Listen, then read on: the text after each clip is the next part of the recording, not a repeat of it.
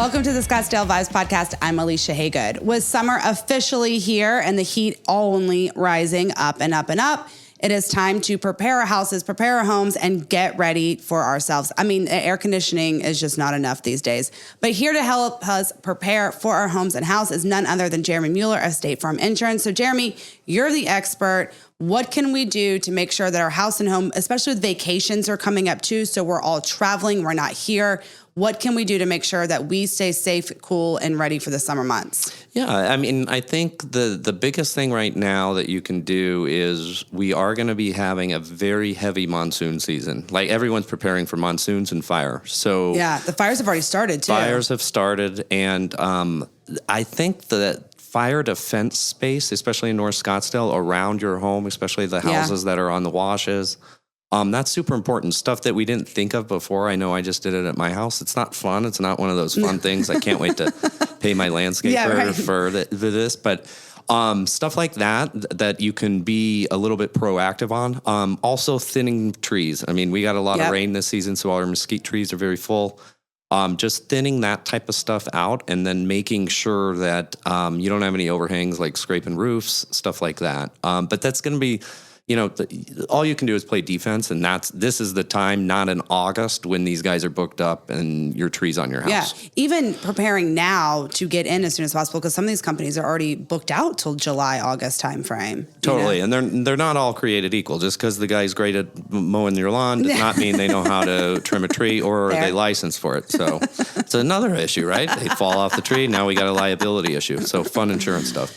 I mean, even roof leaks with monsoons, the debris from, all of those kind of storms adds up to everything. So preparing for that. Yeah, absolutely. I think we'll have we always think that we'll have a heavy monsoon, heavy rain season, but it just, the monsoon, we got off real easy last year. We did. Like super easy. But we did have a scary fire last year. Yep. So that diamond fire was a reality check for Scottsdale.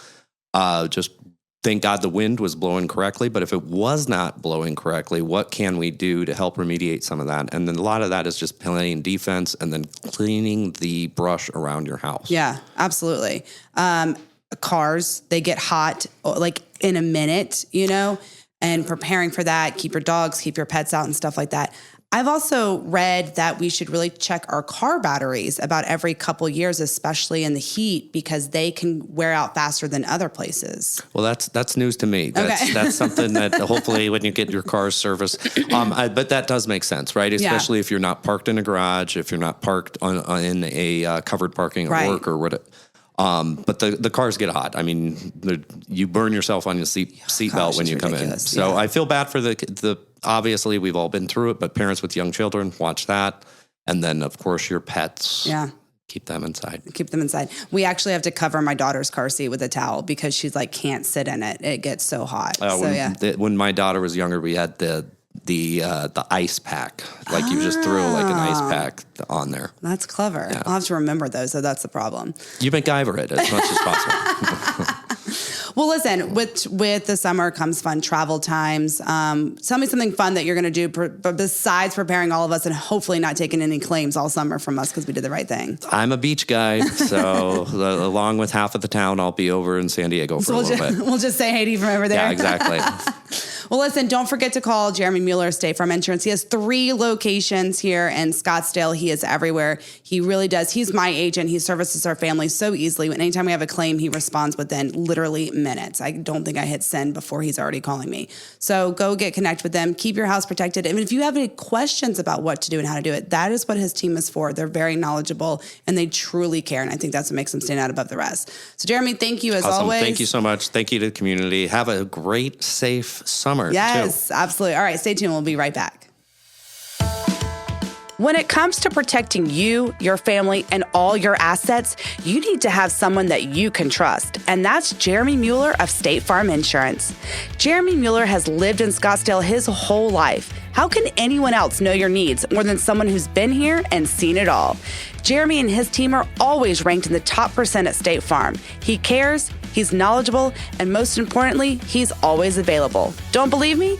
Give him a call at 480-515-5223 or find him at jeremymueller.com. Summer is officially here, which means lots of pool time, maybe heading north to search for some cooler temperatures, vacations, hiking, all of the above. But what do all of these come with? Danger. Drownings are already occurring. The fires are already occurring. Rattlesnakes are out. And I know this because my husband's a trail runner and sees them. My son likes to play in the wash and has seen them. I have not because I'm too smart to be around them. I stay inside. And of course, who comes to all of these calls? The Scottsdale Fire Department. So David Foley from Scottsdale Fire Department is here to prepare us for summer. So let's just start. I mean, listen, I'm sure the calls have already going crazy with you guys, and we're just 2 weeks out of school. So now it's a really busy season for these kids to be out. Tell me what's going on. What have you been seeing so far? With the drownings or the snakes? Because we've seen all of it, unfortunately. It seems like the theme these days is responsibility, be responsible. That's kind of what we're preaching on our social media, and everything to the fires. It's like, it's crazy. Yeah. So let's start with the drownings. You know, we've had, so the reports are already shown. We've had 21 deaths, 7 peds, and then 51 water-related incidences. Wait, are you serious? In Maricopa, this is Maricopa and Pinal County. And guys, we're recording this like a week out in advance before this is being released. So that's scary already. It is scary. Especially when just everybody's doing campaigns, right? You hear it on the radio stations. You see our social media. 2 seconds is too long. I just did a video with one of the news agencies where they're videoing me right after the twins had gone under the water in Avondale. And it's just, it's mind-boggling that we've been preaching the ABCs. You got to have adult supervision, right? So if you're going to have a party, you're going to have people around, somebody has to supervise the pool. And what we do is we give them a shirt at our house, and or we've got a bracelet, a necklace also that they wear around their neck. And that's the person responsible for watching the pool the entire time. 2 seconds to go get your phone, 2 seconds to do anything but watch that water is too long. Because here's what happens. When those kids slip under the water, you can't hear them scream. You can't hear them cry. They die. That's it. Like it's that serious. And there's really, you know, we had a lady on our podcast last year, and she had talked about, the barriers. They had just moved into this house, and they hadn't got the pool fence up yet. And it was winter time. So they cracked mother had come over to watch the child. They cracked the door, and the mom falls asleep while watching, reading the books, and the kids slip out the thing. So barriers are so important. Yeah. And if you're deciding on whether it's too expensive, there's people out there that you can apply for grants and stuff to help you out with it. But we have to get the barriers up. So adult supervision, barriers, and then take classes. Learn how to do CPR. Hands-only CPR is huge right now. And then along with, if it's a drowning, you've got to do the breaths. So just take classes. So, these are 100% preventable. It's unexcusable, especially if you're going to take your eyes off the children around water. And something to think about too is your toilets inside your house. If you've got a toddler walking around that's 2 years old right now, and they can lift that toilet up, they're top heavy. What they'll do is they'll reach down and play in the water, and they go over and they're top heavy and can't get themselves out of the toilet. So you will have kids drown in toilets. 1 inch of water, same thing. They'll go into a bucket. If that bucket doesn't flip one way or the other, they can just be heads in the water and can't breathe in the water. So really important just to really pay attention. If you've got toddlers running around the house, get swim lessons. You can start them early, teach them how to float, even when they're, the ISR. Really small. Listen, when we moved here, my daughter was 1.5, and when we were looking at houses, I purposely did not get one with a pool because she has no fear and was not swim safety. So for me, it was like, I didn't even want the worry. It was like, we have neighborhood pools, we have friends with pools, whatever, like I can go there because of that reason. Didn't even think about the toilets, but I remember having clips on our toilets when our kids were younger to prevent them from getting in. In my mind, it was like, I don't want them to flush stuff down the toilet, but I didn't even think, it's literally for their safety in that sense too. Bathtubs, when they're in the bath and stuff like that as well. Yeah. All those things. And, you mentioned if you cannot afford something on your pool, even the companies that put the fences up or put those ropes, they will help you as well. They literally are in it for the right reasons. Absolutely. And if they can't do it, I guarantee you they'll pass you on to someone who can help, because to them, saving a life is what they got into this Absolutely. for. And don't have a false sense that the floaties around the arms are going to take care of your child, and you don't have to watch the pool because they've got floaties on. You have to have an approved Coast Guard life jacket on those children. We've got a little one that I usually bring in that's about that small.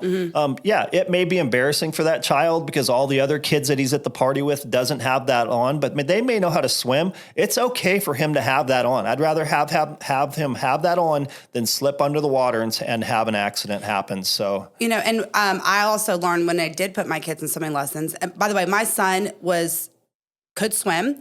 When we moved here, I put him in swimming lessons at 5, and the teacher was like, he's not pool safety. Like, he's okay. But at the same time, I was like, oh, I didn't even realize he had no idea how to pull himself up or what to do. And so these little things. Yeah. And along with adult supervision, it happens to adults too. Oh, yeah. Even adults should not swim alone. What we're seeing too, in a couple of incidences that we've had in Scottsdale, are elderly adults that have a glass of wine or some alcoholic beverage, and then they think it's okay to go sit in the jacuzzi, and they overheat in the jacuzzi and they slip under the water. So it can happen to anybody. Don't swim alone, and just have adult supervision and just be responsible with it. Listen, we had a friend who had a swim party for her daughter's birthday last year at her parents' house. They hired a lifeguard. She was like, it was $150. Best $150 they've ever spent. Absolutely. And I was like, oh, I'd never even thought about that. She's like, she lifeguards at other pools around the city. She had to pass all the classes. Yeah. She wasn't working this day, and we paid her $150, and she was there. And it was great. And I was like, that's genius, kind of thing. And it affects so many people. It does. It affects our crews who go on those calls. Last Christmas, we responded on 3 of them Christmas Eve night, just because, you've got the family that comes in, the grandma and grandpa live up on the mountain where they can see the city. They go out to look at the city, and walking the 2-year-old walks right into the jacuzzi that they're not thinking about because they're looking at the beautiful city. So it can happen anytime. We just need to be responsible and think about these children that are walking or around pools, and just constant supervision. Constant. All right, another thing, let's talk about the fires. I mean, we know it. We kind of had a little bit of a wet winter, which is nice, but it also means overgrowth. Cutting back your brush. There's a lot of construction going on right now, too. Yeah, our last 7 starts have been started by construction workers. So on our social media site, I picked a little battle, and I posted, "Dear construction workers, please stop starting fires in our desert." And a response was initially everybody kind of laughed about it, but it's a serious message that I wanted to get sent out, and it got headlines really quick. It drew the attention of a lot of people. That's what it was for. Hey, it worked. But yeah, it's once again, be responsible. They don't wake up thinking, hey, I'm going to go start a fire. But what happens is these big home builders have these subcontractors that come in and do work. They don't see the one sheet paper that we've handed them to at the beginning saying, hey, please have a hose line in place if you're going to weld, cut, have a fire extinguisher close, clear the brush away. This last 3-acre fire that we had last Saturday, I believe it was construction started, cutting rebar next to a 50-foot dirt road that they could have cut the rebar on, but they cut it in the desert and didn't have a hose line in place. And before they know it, you turn to do your work, kind of like our Diamond Fire, June 27th, same thing. That started next to a house that was under construction, cutting rebar, and they turn to do the work, and they'd look back, and it's 3 acres, and they can't catch it because the predominant winds come from the west to the northeast. So that was 2,000 acres later that we stopped that with about 15 homes immediately threatened. And then this fire that we've got now, talking to one of their PIOs for Tano. So that was actually a mile from the border from the preserve, which with people don't understand it's so important to us because that preserve is protected, right? Yeah. It's got 1,000 species in it, 220 miles of hiking trail. It's a huge tourist destination for us, and people come in and spend money in our hotels, and they go hike. They love the trails, Tom's Thumb, Brown's Ranch, Pinnacle Peak, all of them up there. So we want to really be careful this year. We've had a really wet winter. We're going to have a dry summer, and it's explosive right now, as we've seen. We actually had a brush truck out roaming the area. They spotted the wildcat fire. We've got initial pictures of it being lit, where it's just this tiny little column, but it was on a UTV trail. Okay. So we're not, I think they had come out, said it's human caused, but they don't know their investigation. But the access was horrible, and that thing, once again, the winds picked up, and now we're at over 20,000 acres. Tano's working that. So we initially helped them for the for the first day, we had two brush trucks, a couple engines, and a battalion chief out there working that with them. But we've since turned that over to Tano. So, and then they brought in the VLATs and the heavy aircraft that jump all the retardant on it. Two things: that my husband was running a night race over in the mountains, and so Aravapai Racing had this big night race on. So he was running a 50K, and he kept sending me pictures because it's hot. They can only do races at night. He was like, it's actually disturbingly beautiful. Like, it was kind of crazy beautiful with everything in the cactus, but he's like, it is scary. Yeah. And he was like, the wind is going the other way, so the runners were fine. But he was like, you could see it grow throughout the night as I was running. Yeah, and then part of that is putting our people in harm's way to go out there to fight that, right? We've got over 200 firefighters on that right now, and when the winds shift, if you don't have a fire break or you don't have a designated spot, so one of the things about the Diamond Fire, where their horse arenas were out there. So there were large areas that we could run into if something were to happen. We always fight the brush fire from an anchor point or in the black. We come through what's already burned. Okay. That way, if it turns back towards us, it's not going to burn anything, right? It's already burned. So we anchor point or fight it from the black. But they're unpredictable, and that's why this one grew so quickly. It was in an area where homes weren't threatened like our Diamond Fire. So coming back to that, there were several homes along the Diamond Fire that really helped us out. We do a fuel mitigation project where we've gone along Pima Road, Jomax Road, and we thin out the desert. We don't cut big brush like trees down or anything. We bring it off the floor 3 to 4 feet, just thin it out. And then all the flash fuels on the ground, we took all of that out of there. Okay. So we give ourselves a defensible space, and that's what we're asking residents in North Scottsdale to do. At least give us a 30-foot defensible space around your home. So if you walk around and you see brush going up into a big tree, we call it ladder fuels, go right up into your attic of your home and catches the attic on fire. Now we're fighting a house fire along with the brush fire. So give us a 30-foot defensible space. Don't pile up large wood piles next to the house. Don't put your propane tanks or your gasoline right next to the house. Just kind of look around and see what you can thin out and really help us out in case we have a fire in North Scottsdale or any urban interface environment in the state of Arizona. Just give us a 30-foot defensible space. Listen, it's inevitable. Just do your part. That's all we can do because everyone helps in that way. Lots of road trips coming up. People are taking their campers out, their RVs. Well, that has a trailer attached to it. What do you need for a trailer? Yeah. A chain. Chains. Don't drag the chains. Yeah. Absolutely. That's another big one. One spark, and next thing you know, it's like cutting the rebars. The wildlife. The snakes are out, man, and they are hungry. Yeah. Let me tell you. Give them the space that they deserve. If you see one, don't mess with them. Right. We had a 5-year-old that got hit by a rattlesnake on one of our trails, but he was actually off the trail. So we ask you to stay on the trail because the trails are usually 3 to 5 feet wide. You can see it usually about 2 to 3 feet out. They're going to alert you that you're shaking the ground. You're going to hear them rattle. Stop, back up, give them the space that they deserve. We're going on a lot of rattlesnake calls right now so the homeowners can dial a non-emergency number to have us come out and remove it. If it's threatening you, if it's at your front door, if it's threatening your pet, a back door you can't get in, we'll come out and remove it. Okay. Other than that, people need to understand, we don't take that snake, put it in a bucket and transport it to somebody else's area. You're living in their environment that we've kind of moved into. So we're going to take that snake gently with a pole, gloves, pants on. We're going to put it right behind the fence where it came from, back out into the desert. So we don't remove those snakes. That's a false myth that people have. I'm glad you said that because it happened to our neighbor. She was like, I called them. They came right away. She's like, but all they did was put it at the end of the cul-de-sac. And I was like, well, that's where the wash is. That's where it belongs. You got to have a permit to transport a venomous snake, and we don't have the permits to do that. So we recommend that you call the Herpetological Society. They have a great facility off of 78th Street and Dynamite up there that they can come out and help you with. Good to know. Or there's somebody else in the phone book that pest control that can come out and help you with that. So if it is a rattlesnake, we'll come out. I think we did 350 of them last month, unfortunately, and some 350 in May. So think about that, right? We're asking a fire truck to leave its first due. They stay available. Once they get on scene, they remove the snake and they go available as soon as they can. But we are asking our trucks to move around a lot and to go out and respond on these calls.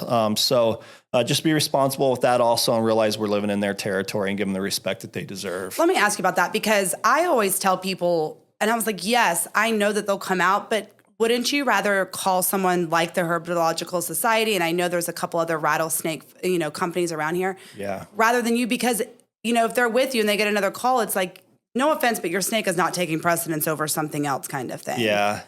Yeah, and it's because their neighbor or somebody's called. As a captain on the engine, if you call, we're coming. We're an all hazards fire department, and we're here to serve. So we're coming.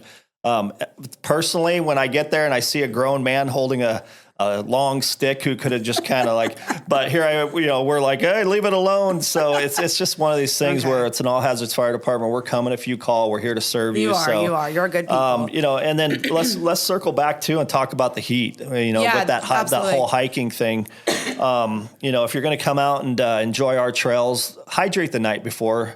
Don't hydrate the morning you get there. I hike Choya Trail almost every morning, and I see people coming over from the Phoenician with their flip-flops on, water. They're 12-ounce bottle. There's usually signs that tell you this is an extreme hike and, talks about the heat exhaustion, heat stroke. So hydrate the night before, bring plenty of water. And when you get halfway done with your water, turn back and go back on the trailhead because you're going to run out of water.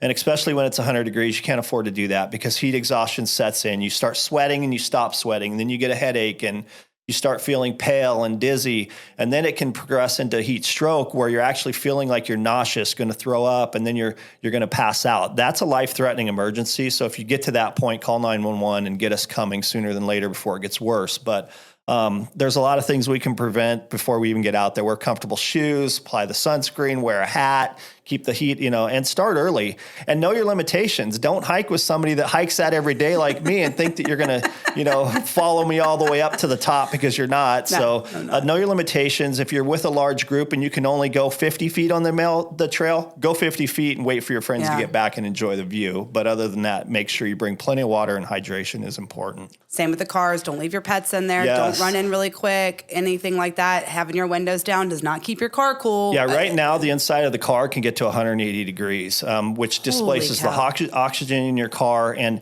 especially if you're an infant, infants cannot displace the heat or sweat like we can. They're 3 to 5 times likely to overheat in a car like that. So they're already behind the ball because they're tiny little ones, and they're in their seat. They start crying. And you absolutely should never leave your child or pet in a car. Another thing, too, is if you can't walk barefoot on that trail right now, why do you expect your dog to walk barefoot on that trail? It's hot. I saw a guy on the trail with his dog the other day, and he's wondering why the dog's limping. It's because the pavement is burning up and the rocks are, just jagged. So, yeah, just be responsible. And it's probably about the time to not be taking your dogs on a walk when it gets about 90 degrees because that pavement is so hot. Don't y'all have a rule now that we passed that if it's over 100 or something, they aren't allowed on the trail or something like that? Yeah, we don't have any ordinances in place, kind of like Phoenix. Phoenix will shut down their trails. That's what it was. We've taken the approach that we're going to educate you at the front. We have stewards on our trails, Pinnacle Peak and stuff like that. So if you get approached by a steward who's being super nice to you saying, hey, by the way, it's a little hot out here, they're just being super nice to you, but in a roundabout way telling you, hey, this is a bad time to be hiking and or you need more water. So listen to them and let them educate you.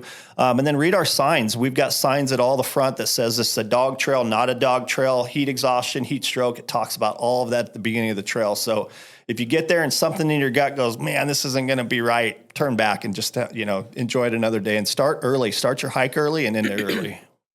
Listen, the sun rises at 4:30, 5 o'clock at this point. There's no reason you can't go early, come back and go back to bed, take a nap if you don't have to get to work on things. There's lots of options to still be able to have fun, get in the good times, but safety is the most important thing, and that's what they're trying to preach here. Absolutely. So with that, I'm going to ask you, what is your favorite Scottsdale summer vibe?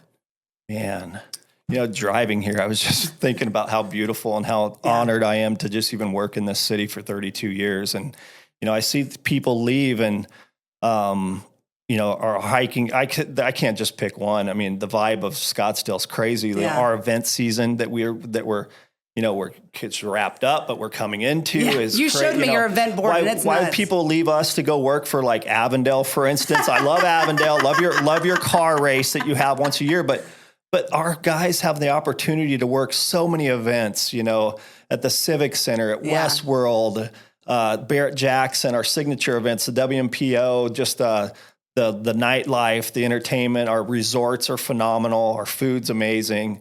Just a beautiful city. We have beautiful Scottsdale Vibes, who does great podcasts. We have the Firewatch podcast, Scottsdale Podsdale. What a great place to live, right? And just driving through and seeing so many people out at our restaurants in the morning because the weather's great right now. It's amazing. There's lots of good things. Don't forget, like he said, the Scottsdale Fire Department has their own podcast, Scottsdale, the city of Scottsdale. They work together and stuff. It's really just about informing you, the community, about all the great things that are going on to help protect one another, make sure we're all using each other's resources, and just have fun. Because you're right, Scottsdale is a unique vibe, and it's one of a kind. I love it. All right. Thank you so much for keeping us safe. We will have all this information in the description of this episode on YouTube channel and in our episode here. We'll have the non-emergency number. I will also have the other emergencies for rattlesnakes, so you don't have to call on them. Please get your pool protected. Please drink enough fluids. Stay cool. Check on your neighbors and just stay safe, because with that, you can get to the fun season of the big season events coming up and everything. Welcome to the Scottsdale Vibes podcast. I'm Alicia Haygood. The summertime is here, but that does not mean that we still don't need a house to live in, and the market is still hot, not just the temperatures. And of course, we have our favorite Sean Shackleton, real estate agent in Scottsdale, with us to talk all things housing, how to prepare, and give us advice on how to get ready for that next home. Or for me, for that first home, because we're finally going to buy. I know. It's here. Finally. I have been talking about it for a few years now. I know. It happens though. But like it is. I even had like my landlord reach out and be like, "Hey, so can we talk about it?" I was like, "No." Right. Because I'm not paying you anymore when I'm going to buy a house in like 6 months. Right. So let's talk about it. The summer months tend to be slower for Scottsdale here. That's just how it goes. At the same time, nothing is predictable as it has been for the past 3 years. For sure. What are you thinking? What are we seeing? So the thing with the summer is that our market used to be a lot more cyclical. Mm-hmm. We would see, January, February is when our market kind of heats up. Mm-hmm. Then we would kind of slow back down into like kind of about now, May, June. And then we would kind of stay slow, June, July, August, September, we'd start to kind of heat back up. Then October, we'd kind of start again, kind of like a mini season kind of. We'd start back up in like September, October, and then into November when the holidays start, we kind of die back down. Fair. And then it all kind of starts over again. But I tell the people this all the time, as it pertains to how people buy real estate nowadays with the internet, everybody's looking online. Yeah. So that slow, quote unquote, slowness during the summertime, it doesn't always happen. Yeah. Our summertimes still have a tendency to be good seasons. When I'm dealing with sellers specifically, and they'll say, well, I probably shouldn't put my house on the market during the summer, right? Because nobody buys during the summer. I'm like, well, that's not necessarily the truth. Yeah. And some people specifically hold their house off the market during the summer. And I'll tell sellers, don't wait. You're going to have less competition. So all those buyers it's going to kind of force the buyers to look at your house over all the other ones. And if you wait, then put your house on the market later, now you're going to have more competition with more homes that come on the market. Yeah. It's different in the luxury market. As soon as you get into like $2-3 million homes, most people do, if their house has been on the market, a lot of them do pull their houses off the market for the summer. They're gone. They know that, people in that price point are usually traveling. They're just not focusing on it. So they'll take their houses off the market. So we'll often see like a big dip in the amount of inventory that we have on the market. But if you break it down by price point, a lot of times that's the luxury market. Okay. Which is so much of Scottsdale. It is a lot of Scottsdale. I mean, but you have to look at it too. When you look at the luxury market kind of has increased. Like the price point for that has increased because, I mean, a house right now in Scottsdale, if you're looking for a home in Scottsdale, the median sales price is close to $1 million. Yeah, I know. I have been looking. I know. I know you have. But let's talk about that a little bit. I want to relate it to, your housing and the market in your community relates to the schools and stuff like that, Being priced out for these young families affects everything in that sense. There is still affordable housing out there that people need to find. And I want to make sure that we know that like you need to open up and have a broader sense of what you want, right? You've always talked about what are your requirements, and then maybe your requirements are met in a different area of Scottsdale, right? And kind of things like that. Well, and again, it's funny because I was just, if anybody listens to me ever on my YouTube channel or whatever, I talk about the Cromford Report a lot. Yeah. And I was just talking with Tina the other day, and everybody wants to get down on affordable housing, right? First of all, and I've said this in a YouTube channel, or on my YouTube channel, if you're looking for affordable housing, you're not looking in Scottsdale. No. I hate to tell you, that's just reality. Yeah. quote unquote affordable housing, it doesn't exist in Scottsdale. It's not to say that people can't afford homes in Scottsdale. Right. They still can. And my thing to people is, maybe you're coming into Scottsdale and you're like, well, I want a 4-bedroom house in a, 2,200 square feet. And I want to be in, this specific neighborhood and all those things. Okay. But maybe for your price point that you need to adjust that a little bit. Maybe you can only have 3 bedrooms and 2 baths. And maybe instead of 2,200 square feet, maybe you need to be in 1,500 to 1,800 square feet. So it's not that you can't buy a house. It's that just maybe your parameters have to change a little bit. And this is my thing to people, especially if they're first-time home buyers or kind of new into the market and they're like, oh my gosh, what am I doing? It's still, we're dealing with inflation, right? We are. This is the best way to hedge your bets against inflation, is to buy a home. So even if it's not the home that you are dreaming of, no one's first house is the house they're going to keep forever. Yeah. So it's perspective, right? Put it into perspective. And if you can, I always tell people, I'm like, I do not believe in being house poor. So I would never tell anybody to go buy a house if they can't afford it. But if you can afford it, buy a house. Buy it now. Interest rates, again, they're not going anywhere. Well, they just adjusted just a little bit today. But I think that we're going to bounce around and we're going to stay around 7-ish for a little while, you know? But that doesn't mean that all bets are off and you can't buy a house. The first house that my husband and I bought, we bought at 7%. And my father-in-law was like, rates are never going to be this low. You better buy right now. Lock that rate. So again, it's putting it into a little perspective. Those people that are coming into the market, the Gen X, or what is it? I've lost Gen my Z, letters. I know. The millennials, all of those people that are buying, we've just come out of a market that was historically low. So that's not reality. No. So again, it's just kind of like infusing this bit of reality back into their life of saying, look, 7%, although from what we've come from is high. It sounds high. It's, but it's not astronomical. It's not 18%. It's still doable. Does it diminish your buying power a little bit? Sure. Right. It doesn't help that the price points are the home prices are high as well. And that's the argument that I always get from people like, well, but interest rates are high, but if the home prices come down, I'm like, home prices they're not going anywhere. No. And what I'm seeing right now, because people want to argue that too, that like, well, all I see on Zillow and Realtor.com and on Redfin, all those places, I see all the home prices coming down. And my explanation for that is that our market right now is very confused, because we'll have a house that comes on the market. I had this for a buyer. I closed last month. House came on the market, beautiful house. We were the first ones in to see it. My clients weren't even with me. I did it all virtually with them. And we were the first offer in. We had to go over the list price. They had 5 offers. We had to beat them all out. We beat them. We got the home.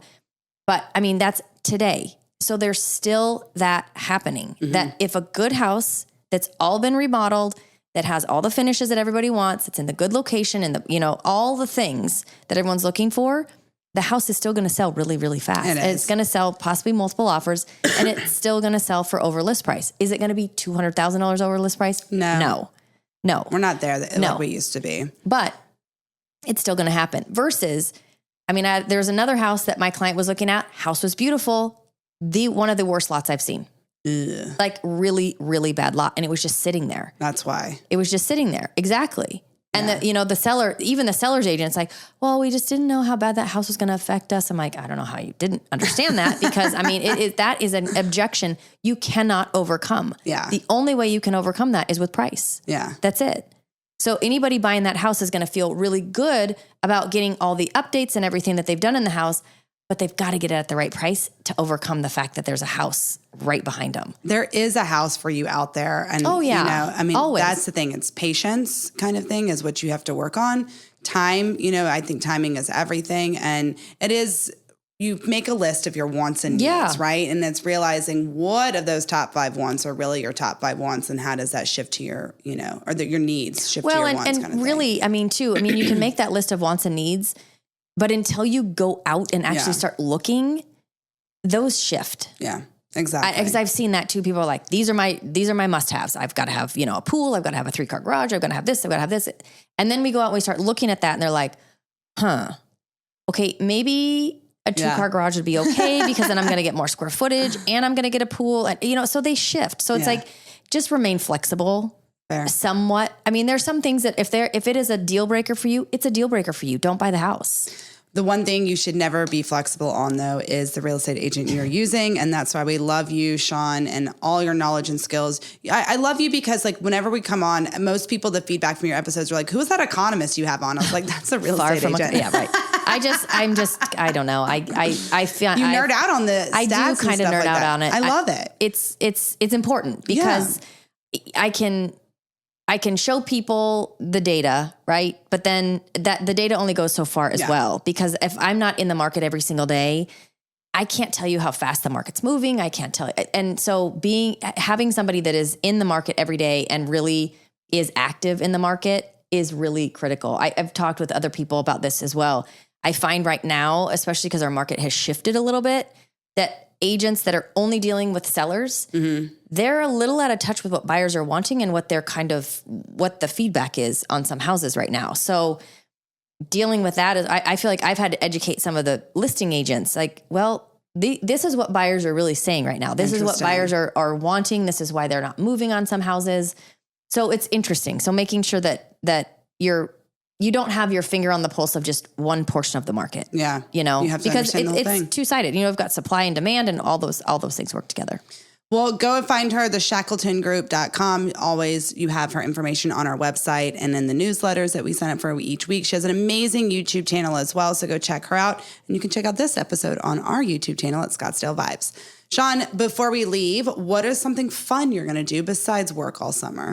We're going to the beach. Nice. Yeah. I love it. Yeah. You have to. You get out there. You get some beach time. All right. Well, clean out the sand before you come home. I will. I'll try. My biggest pet peeve. I know. All right. Stay tuned. We'll be right back. Buying a home can be scary and sometimes frustrating, but all of that can go away with the right realtor. And that's where Sean Shackleton with the Shackleton Group is here for you.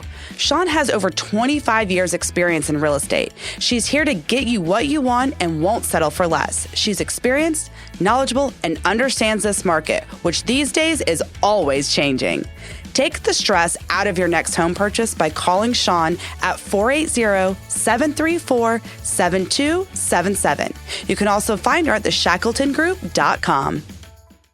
It is officially June, which means June days in Old Town are happening. So go check out the dates for times and dates of all the events that's happening in Old Town. Just another opportunity to support our small businesses during their slower season because like you and me, we are here year round. So come out and support us. And it just gives us an opportunity to maybe get in these stores and try something new that's not as busy of a time of year and to get to experience it to come back later in the year. So it's a fun event. This is like the third or fourth year they've done it. I've really enjoyed it.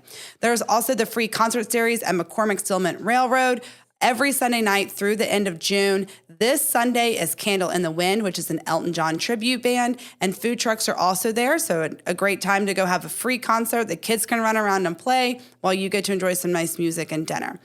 And if you are one of these, I like to call crazy people, but listen, that's my personal opinion. It's because I can't do it really well. Hot yoga. I have the great retreat for you. It's at Rancho de los Caballeros, the Alchemy, a yoga experience in the desert. So this newly renovated guest ranch and spa is located in the Sonoran Desert in Wickenburg, Arizona. The average temperatures there get above 100 in June to August, just like here. So it's hosting a hot yoga retreat in its natural environment outside from June 12th through 15th.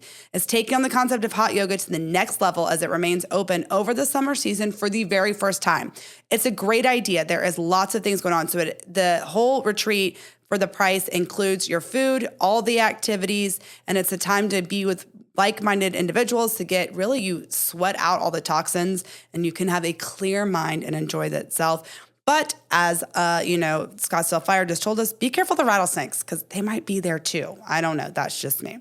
Anyways, have a great week, Scottsdale. Don't forget to subscribe to the podcast and all your podcast listening apps. Leave us a review. Tell us what you want to hear more of, what you maybe want to hear less of. We also, all of these episodes are on our YouTube channel and all over social media. And in the meantime, go have a wonderful week. Keep vibing, Scottsdale, and I'll see you around town.